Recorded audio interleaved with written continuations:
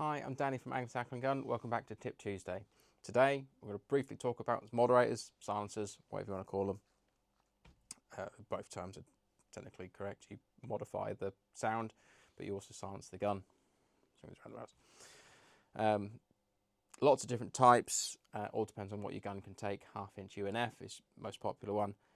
Air arms on some of the guns like the S510s do a female end on their gun, so it's a female to male. So the male will need to be the silencer, and then the female will be the S510. But majority of them are 1/2-inch, and if you can buy adapters for them. When it comes to choosing the moderator for your gun, it all depends, on my opinion, on how the barrel is.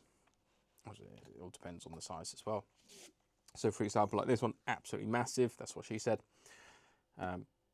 It's flat on the bottom there, so if you've got a barrel that is smaller, they'll go up and out and they'll look nicer, rather than doing the other way around. So for example, imagine this was your barrel and you got this out, it would look a bit weird.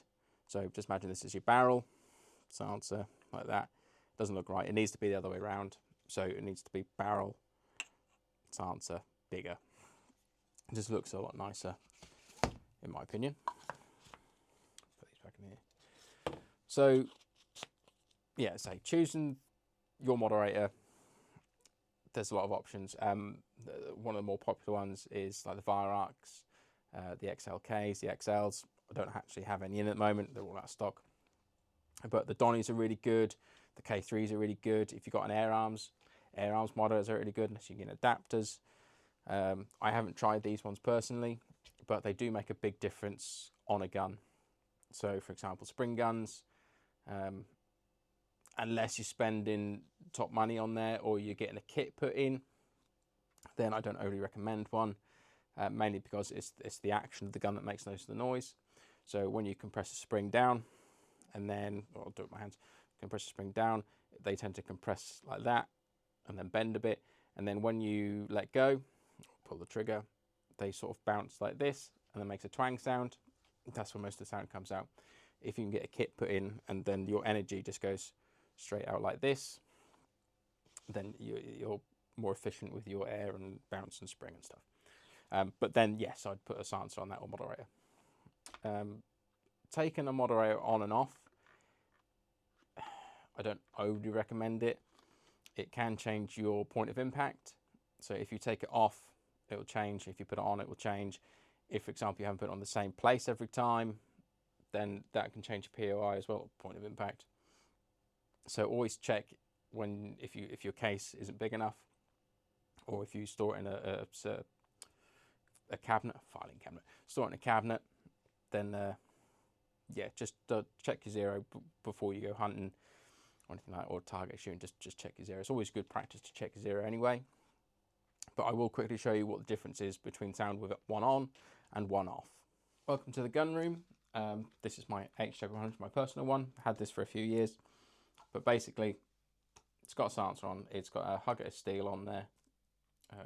Looks like a toy, which I'm not going to describe. But basically, with it on, cocked, it's empty. So that's with the moderator on. If I just take that toy and then put that in my bum. So this is with it off.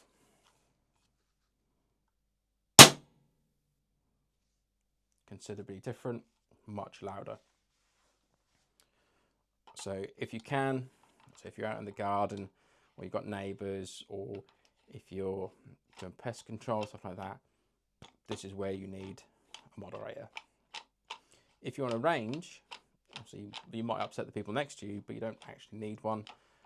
There are other options like a, what's it called? An air stripper. You've got muzzle brakes, you've got all sorts, but you don't need one if you're doing target shooting. It's just nice for the rest of the people shooting there.